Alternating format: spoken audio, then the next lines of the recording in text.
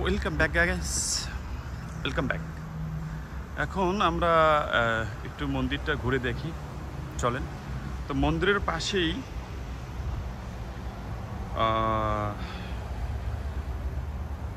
মানে এখানকার এই মন্দিরটার আসলে বিশেষ আকর্ষণ হচ্ছে এই বিশাল বৌদ্ধ মন্দির। এটাকে ঘিরেই আসলে এই মন্দিরটা আসলে খুব পরিচিতি লাভ করে। স্থায়ীভাবে এটাকে এবার লিপনও বলা হয়। এটি আপনাদেরকে বললাম যে সালং ফুকেটের সালং জেলায় অবস্থিত বিশাল মন্দিরটি। তার কারণ এই মন্দিরটি এ কারণেই বিখ্যাত, যেখানে একটি বিশাল বৌদ্ধ মন্দিরের বিশাল সাহিত্য মূর্তি রাখা আছে, তার কারণে ছাদের উপরে। এটি আসলে ওয়াত সুপন, মূলত ওয়াত লিপন নামেও পরিচিত ছিল এ জায়গাটা। থাও ছিপচ করাসি স্থাও শ্রী সুপন স্মরণ করা হয়েছে এ নামে। 1785 সালে বার্মার আক্রমণের বিরুদ্ধে সাহসিকতার সাথে প্রতিরোধ গড়ে তোলা হয়েছিল এই জায়গাটাতে।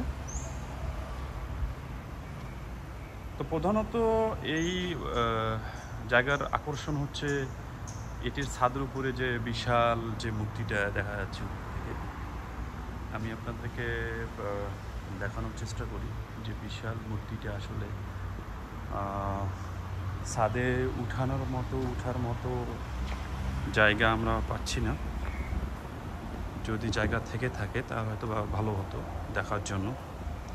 তো চলুন দেখি ছাদে ওঠার মতো কোনো জায়গা আছে কি না। হ্যাঁ, থাকতে পারে, তার কারণ যেহেতু এটা মন্দিরের পুরো আবাসস্থল, এবং এই জায়গাটাতে মন্দিরের যে পুরোহিতরা তারা এখানে থাকে। তো এটি হচ্ছে মন্দিরের মূল দ্বার, আর মূলত এটি হচ্ছে মন্দিরে ওঠার ছাদ।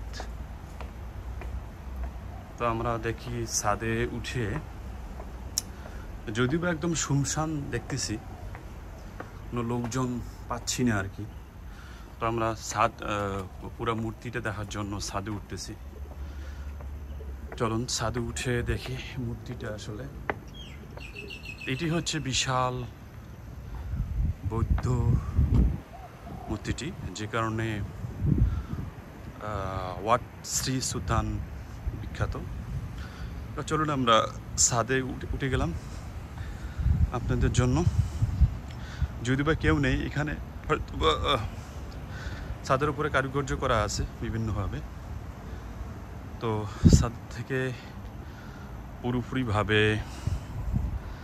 আপনাদের জন্য এখানে ছাদে উঠে ভিডিও করার অনুমতি আছে কিনা তা জানি না। তো আমি তো উঠেই পড়লাম,